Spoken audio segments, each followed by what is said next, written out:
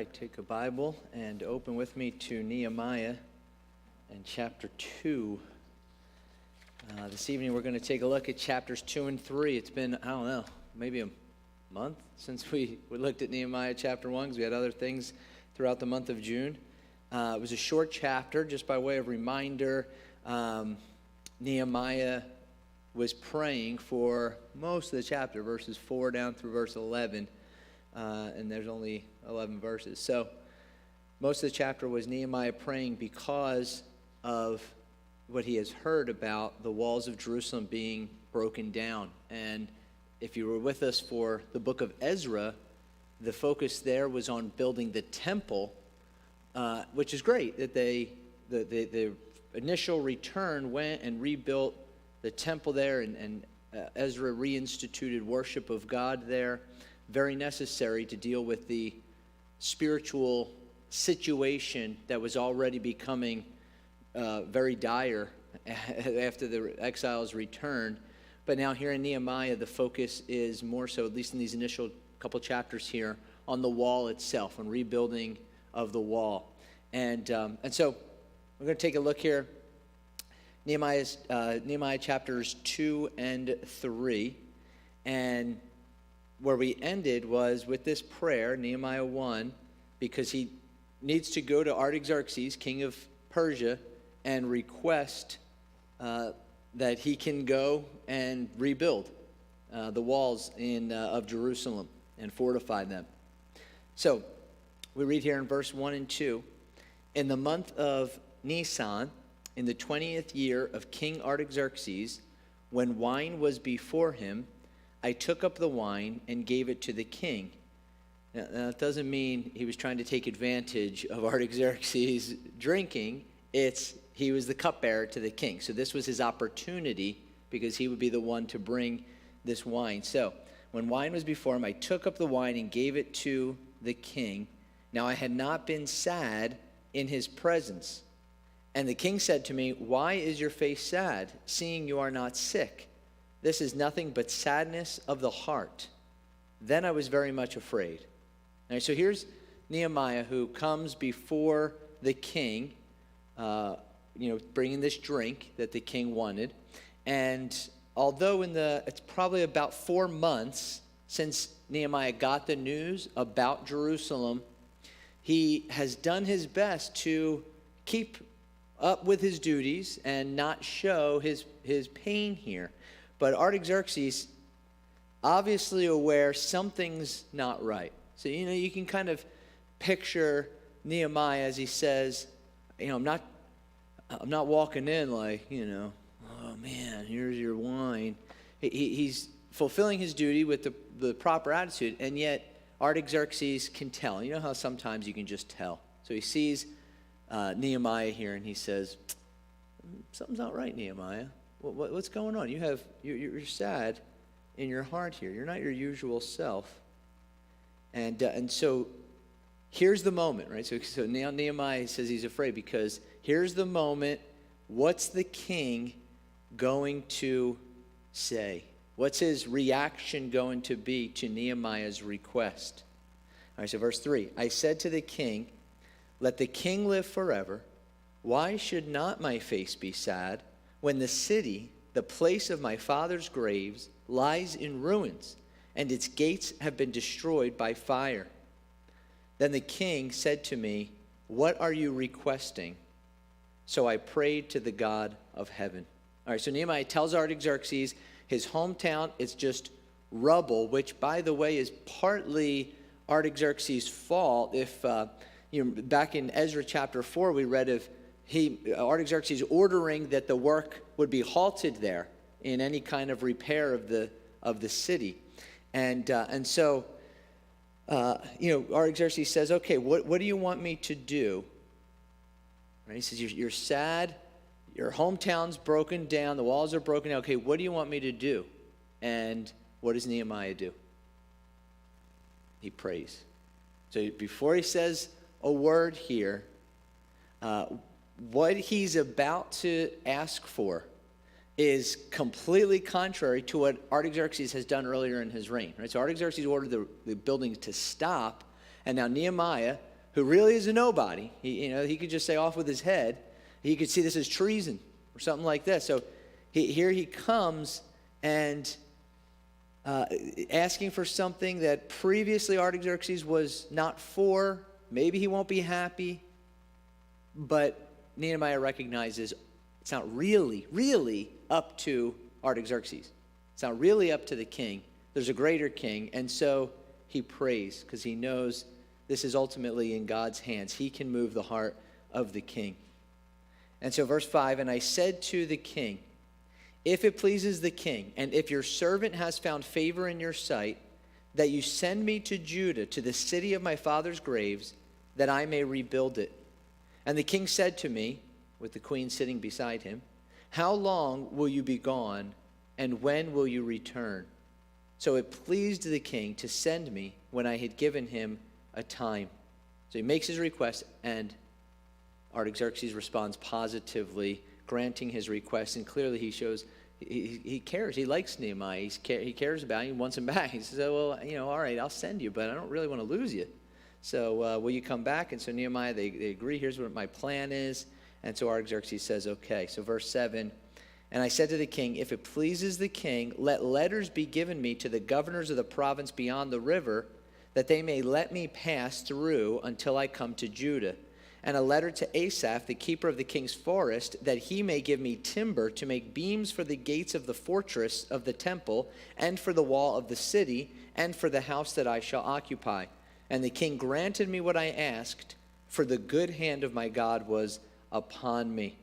Now, obviously, Nehemiah had been thinking about this moment for some time. It says it's been a few months since he's gotten the news, and so he's been praying about this, thinking about this, looking for the opportune time when this will come up in the king's presence, when he can make this request.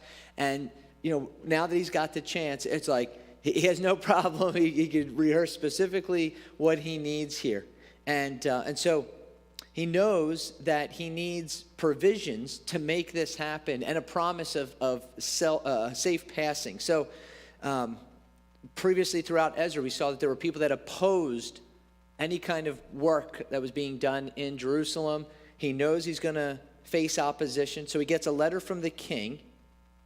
And also, he gets, once again, the Persians to pay for the rebuilding of the wall. So it's not just you can go, but you guys are kind of on your own.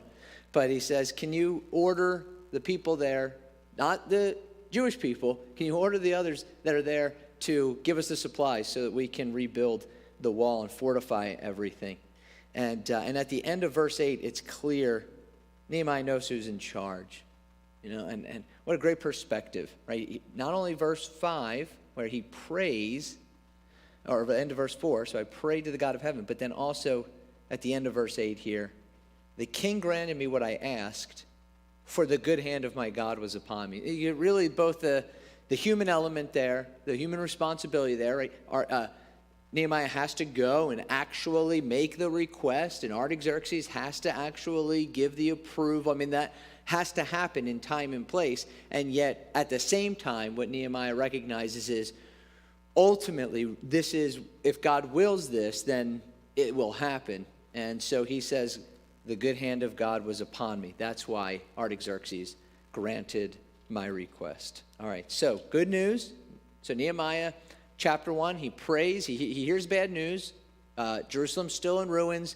He prays. He goes before the king.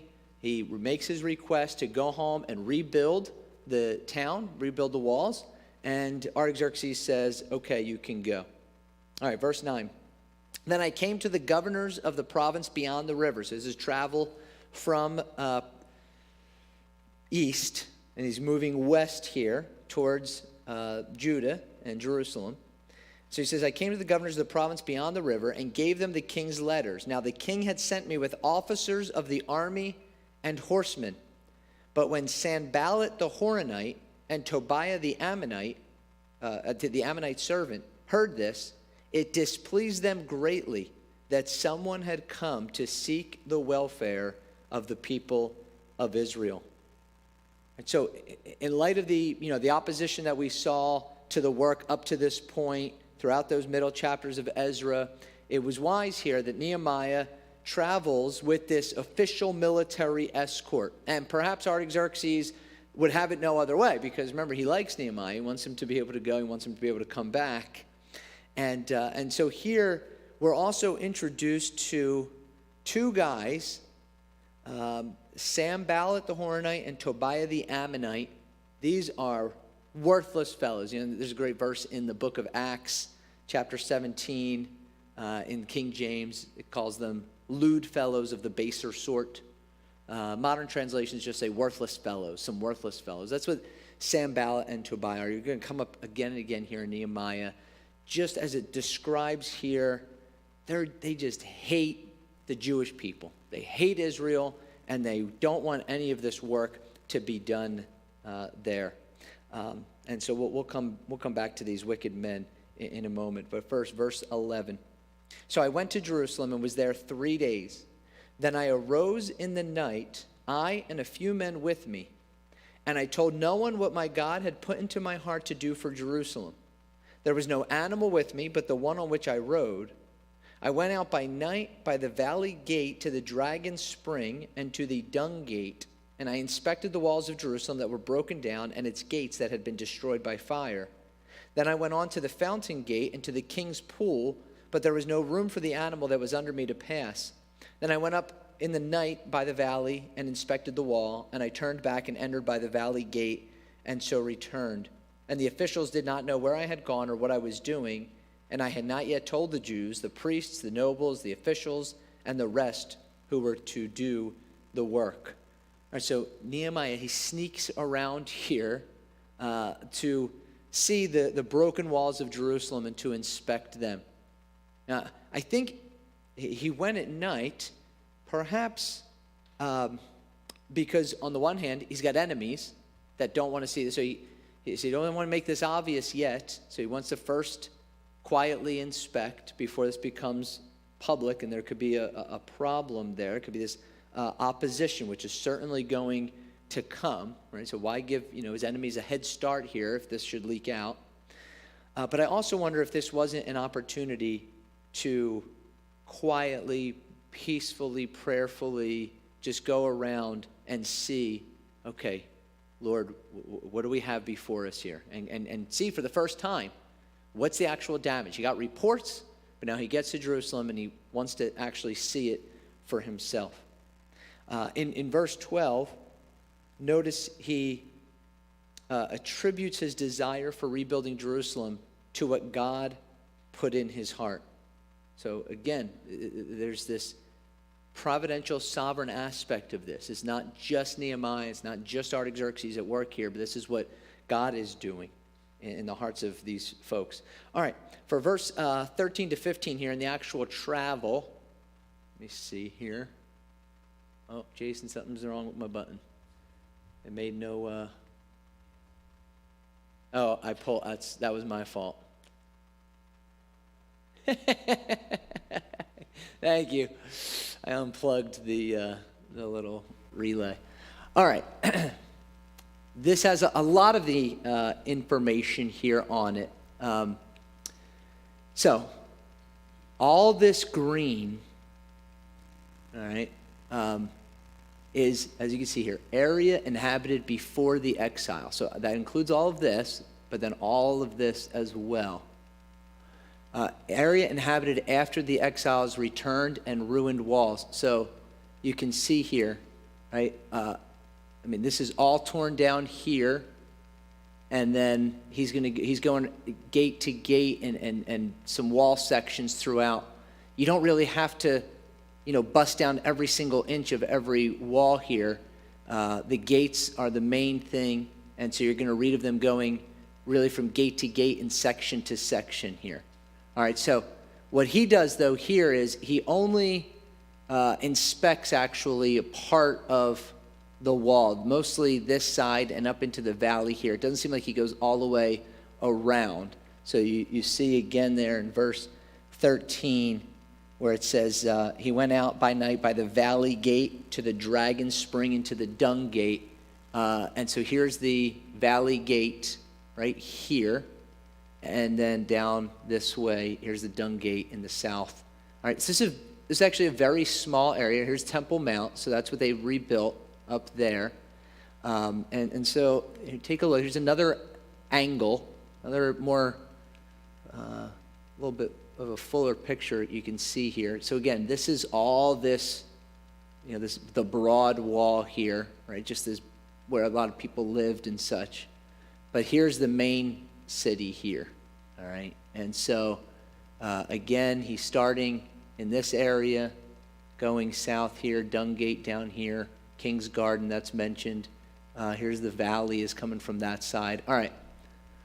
But we're going to have more of that info. Just wanted to give you kind of an idea here. I'll leave that up. He inspects this portion of the wall. Then verse 17, then I said to them, you see the trouble we are in. So remember, up to this point, he didn't actually tell them what he's planning. He just went out by night. A couple others went with him, but he didn't say anything. He just did his inspection. Now he says, you see the trouble we are in, how Jerusalem lies in ruins with its gates burned. Come, let us build the wall of Jerusalem that we may no longer suffer derision. And I told them of the hand of my God that had been upon me for good, and also of the words that the king had spoken to me. And they said, let us rise up and build. So they strengthened their hands for the good work. So, man, he seems to, after seeing it, be really focused here. Seeing the destruction of the walls, now he's got this strong desire to build here. He points out God's been with me before this, bringing me here. He was with me, before the king, giving me a positive answer to my question, my request. He shares that whole thing with them.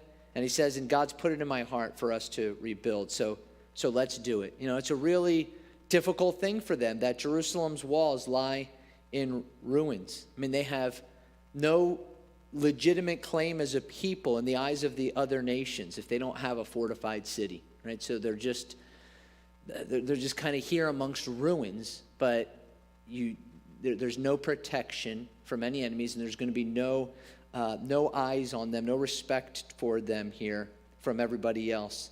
And this is why all these other groups, as we're going to see in the next couple verses, they don't want this to happen. They don't want this fortification, these walls to be fixed. And, the leaders were no doubt surprised, right? The king of Persia okayed this work, but they say, let's do it, Nehemiah. So you want to do it, and God's been with you so far. Obviously, he's been working. Let's do it. But first, verse 19, here these guys come again. When Sanballat the Horonite and Tobiah the Ammonite servant, and then some others, Geshem the Arab, heard of it, they jeered at us and despised us and said, what is this thing that you are doing? Are you rebelling against the king? Remember, previously, the king didn't want them to build, so that's what they're still talking about here. And he says, I replied to them, the God of heaven will make us prosper, and we, his servants, will arise and build, but you have no portion or right or claim in Jerusalem. So who are these guys? Sanballat's name means sin, which is the moon god, has given life. He's a pagan. He's called the Horonite, which may indicate he's associated with a couple cities called Upper or Lower Beth Horon, about 12 miles north of Jerusalem. Many think he was the governor of Samaria at the time. Remember, it's all Persia ruling all of this, but they had governors in different areas. And so being from the area that he is and ruling over the area that he is, he's probably a syncretist, because that's what had happened during that period, really before Persia too, where a bunch of different peoples were put there by the Assyrians. And so now you have all these different religions all mixing and everything in that area. So some suggest that Sanballat may have been given jurisdiction over Judah, and that he's jealous of Nehemiah's authority and worried that if they rebuild Jerusalem, then he might lose any kind of power he has, any kind of authority he has over the Jewish people. Tobiah is called the Ammonite and also a servant. He was probably a governor of Ammon under the Persians. So again, these guys had some power in the area, and they definitely don't want to see the Jewish people thriving. And then Geshem the Arab, Geshem, his name means chunky. I don't know, if it was a nickname, but anyway, some think he was in charge of a powerful Arabian confederacy that controlled a vast area, and especially in Egypt, all the way to throughout Arabia. This is like southeast of Israel, and then into southern Israel. And so, again, his fear here of this rebuilt Jerusalem may be that he would lose from lucrative trade in the area. So what's their response? These three guys that says they jeered at us, they mocked them. You know, you guys, they accuse them, you're rebels, you can't do this. You're not going to actually be able to do it, right? So there's a mocking here, and then there's an accusation. And even though Nehemiah could have said, hey, look at this letter that I got from the king. Could have said, right? Because he got authority from Artaxerxes to go and do this. Could have showed them that. He gives the credit to God, right? Knowing that, let me go above to the real source of the power here, the one who's in control. And his response is brief but to the point. God will give us success. We're going to do what God says we're going to do here, and you're going to have no part with us. Now, we'll come back to Sanballat and company in chapter 4. They're going to come up again, as I said. But first, chapter 3, we're going to go through this relatively quick. It's a lot of material, but it's a lot of details on the actual rebuilding section by section. So, first, verse 1. Then Eliashib, the high priest, rose up with his brothers the priests, and they built the sheep gate. They consecrated it and set its doors. They consecrated it as far as the Tower of the 100, as far as the Tower of Hananel. So the description of the rebuilding here is going to begin in the northwestern, north.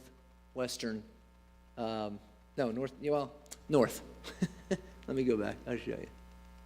Because it's kind of it's on an angle. So, up here, Tower of 100, Tower of Hananel, and then we're going to go counterclockwise in the description here. All right, so we're gonna go that way. So that's where they start up top here, and sometimes as we go through this, you're going to hear of building, and sometimes you're going to hear of repairing, and that's because obviously different sections would have been in better or worse condition, right? So in some cases, maybe we just need a little repair work. In other cases, the thing is just in pieces, and we need to build here. Here we read in verse 1 of the high priests doing this work. So this is great because they're the spiritual leaders here, leading by example, right? They're working here on the walls of the city. They didn't see this as like below their office, like, hey, we have priestly work to do, and so we can't get our hands dirty and go work on putting this wall back together. No, they go starting with the sheep gate, again, right by the temple. Makes sense that they're in that area. They're the priests, and so they begin the work and the consecrating of this gate. And then we read verse 2, next to him the men of Jericho built, and next to them Zachar the son of Imri built. The sons of Hasaniah built the fish gate. They laid its beams and set its doors, its bolts and its bars. And next to them Meremoth the son of Uriah, son of Hakaz, repaired. And next to them Meshullam the son of Berechiah, son of Meshezabel, repaired. And next to them Zadok the son of Banah repaired. And next to them the Tekoites repaired. But their nobles would not stoop to serve their Lord. All right, so bad note here for the leaders of the Tekoites, not willing to serve the Lord, or possibly could be Nehemiah that's referring to, or other leaders. But either way, they thought maybe this work is beneath them, or they're not pleased for some reason with the walls being rebuilt. Either way, they're not helping out. That's the leaders of the Tekoites. The nobles, the Tekoite people, though, they had no problem building. Right? All right, big section now. And again, you can kind of follow this as it's going to go down the left side. Verse 6, Joiada the son of Paseah and Meshullam the son of Besodeiah repaired the gate of Yeshanah. They laid its beams and set its doors, its bolts, and its bars. And next to them repaired Melatiah the Gibeonite and Jadon the Meronothite, the men of Gibeon and of Mizpah, the seat of the governor of the province beyond the river. Next to them Uzziel the son of Harhiah, goldsmiths, repaired. Next to him Hananiah, one of the perfumers, repaired. And they restored Jerusalem as far as the broad wall. Next to them, Rephaiah, the son of Hur, ruler of half the district of Jerusalem, repaired. Next to them, Jediah, the son of Harumaph, repaired opposite his house. Next to him, Hattush, the son of Hashabneah, repaired. Malchijah, the son of Harim, and Hashub, the son of Pahath Moab, repaired another section and the tower of the ovens. Next to him, Shallum, the son of Halohesh, ruler of half the district of Jerusalem, repaired, he and his daughters. Hanun and the inhabitants of Zanoah repaired the valley gate. They rebuilt it and set its doors, its bolts, and its bars, and repaired 1,000 cubits of the wall as far as the dung gate. Malchijah, the son of Rechab, ruler of the district of Beth Hacherem, repaired the dung gate. He rebuilt it and set its doors, its bolts, and its bars. And Shallum, the son of Kolhoseh, ruler of the district of Mizpah, repaired the fountain gate. He rebuilt it and covered it and set its doors, its bolts, and its bars. And he built the wall of the pool of Shelah of the king's garden as far as the stairs that go down from the city of David. After him, Nehemiah, the son of Azbuk, different Nehemiah, ruler of half the district of Bethzor, repaired to a point opposite the tombs of David as far as the artificial pool and as far as the house of the mighty men. After him, the Levites repaired. Rehum, the son of Bani, next to him, Hashabiah, ruler of half the district of Keilah, repaired for his district. After him, their brothers repaired. Bavai, the son of Henadad, ruler of half the district of Keilah. Next to him, Ezer, the son of Jeshua, ruler of Mizpah, repaired another section opposite the ascent to the armory at the buttress. After him, Baruch, the son of Zabbai, repaired another section from the buttress to the door of the house of Eliashib, the high priest. After him, Meremoth, the son of Uriah, son of Hakaz, repaired another section from the door of the house of Eliashib to the end of the house of Eliashib. After him, the priests, the men of the surrounding area, repaired. After them, Benjamin and Hashub repaired opposite their house. After them, Azariah, the son of Maaseiah, son of Ananiah, repaired beside his own house. After him, Binui, the son of Henadad, repaired another section from the house of Azariah to the buttress and to the corner. Palal, the son of Uzai, repaired opposite the buttress and the tower projecting from the upper house of the king at the court of the guard. After him, Pedaiah, the son of Parash, and the temple servants living on Ophel, repaired to a point opposite the water gate on the east and the projecting tower. After him, the Tekoites repaired another section opposite the great projecting tower as far as the wall of Ophel. Above the horse gate, the priests repaired, each one opposite his own house. After them, Zadok, the son of Immer, repaired opposite his own house. After him, Shemaiah, the son of Shechaniah, the keeper of the east gate, repaired. After him, Hananiah, the son of Shelemiah, and Hanun, the sixth son of Zalaph, repaired another section. After him, Meshullam, the son of Berechiah, repaired opposite his chamber. After him, Malchijah, one of the goldsmiths, repaired as far as the house of the temple servants and of the merchants, opposite the mustard gate, and to the upper chamber of the corner, and between the upper chamber of the corner and the sheep gate, the goldsmiths and the merchants repaired. So there you go. We went all the way around back to the corner tower gate of the garden, sheep gate. All right, a couple observations on all of this. First, unlike we read about the nobles of Tekoa in verse 5, here there are plenty of the official ruling class that helped in the work. We read of priests, Levites, various leaders or rulers of different parts of the city or of other cities that helped in the work. And so as you go through this and you read just family after family after family, it seems like it's like an all hands on deck kind of job. And it's amazing, right? Everyone doing their part. Now, in many cases you read kind of they're just doing a section nearby where they lived, right? They did nearby where they lived. Next person does nearby where they lived. Next person does nearby where they lived. But it's amazing here with everyone working, all that can get done here. And there's obviously a lot of detail about all of this and about all the people that that served. And maybe it's in part to show that the whole wall was attended to. So we got description here, part by part, going all the way around. Maybe it's to show, look at how everybody kind of came together, at least so many people, different families, different groups came together for the project. And then also it preserves these folks here to remember. These are those who worked for the Lord, for the city. But at the same time, there are no real professionals, it seems. I mean, there's priests, there's officials, right? Just think like, mayors and things like that. Some, city government workers. There's perfume makers.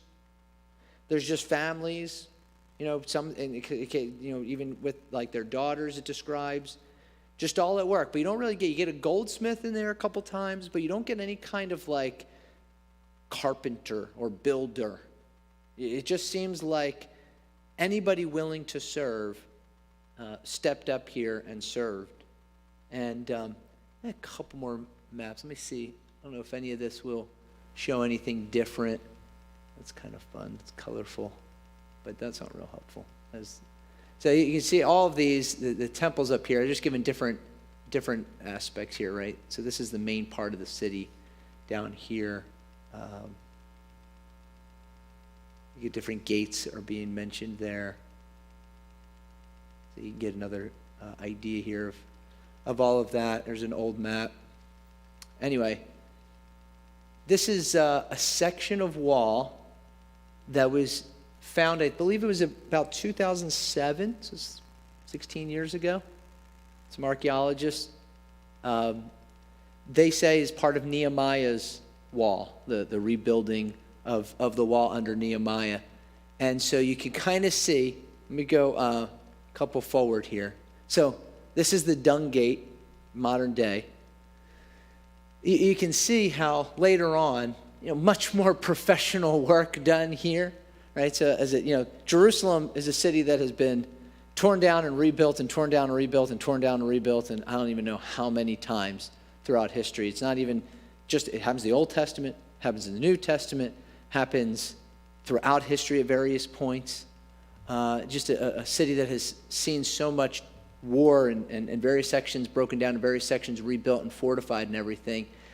But kind of contrary to that, you can see here's another image of the work of they believe Nehemiah's temple portion or Nehemiah's wall portion here, and you can see the way they were just kind of stacking rocks on top of rocks here to kind of get it back, and we'll see this into the next few chapters. I think how it's not like this isn't some professional grade here. This is everybody though doing their part. These aren't celebrities of history here. I mean, Nehemiah, he gets a lot of attention, right? He's the leader here. The book's named after him. That's great. But for so many of these folks, what you have are faithful servants, right? Willing to serve the Lord here, work hard at it. Various positions, no matter what their job was or their place in society. Yeah, you have some that aren't willing, right? Some that say, no, I'm not going to pitch in. But you have all these different folks from some of the upper classes to the lower classes, various jobs that they normally had, all coming together to take part in rebuilding this wall. And, I think that's just a great picture here for the church that, we have pastors, okay, so maybe that's similar in some ways to like the priests, high priests of those days. You see that they're part of this work.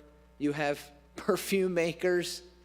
Doesn't seem like they have anything to do with rebuilding a wall. They're chipping in. They're doing their part. You have just whatever, all kinds of different jobs. Everybody, though, working together here. They're going to do it in the face of opposition. There's going to be, opposition to the work, and they're going to have to really strategize how they keep at this in the midst of that coming up. But here, just observe, being faithful to do what the Lord calls us to do, as we read in the New Testament, as working for the Lord and not for man. And it's just a great picture here. And then along with that, I think the other thing we see through this, and again, this is going to continue in Nehemiah, is the Lord's hand being upon them. And so there's a faithfulness to the work here, but throughout these 2 chapters, you see Nehemiah's perspective as he leads the people, and he says, this is God's work. This is God's work, right? We can do this. We're going to do this, but we're only going to do it. We're only going to have success if God says so.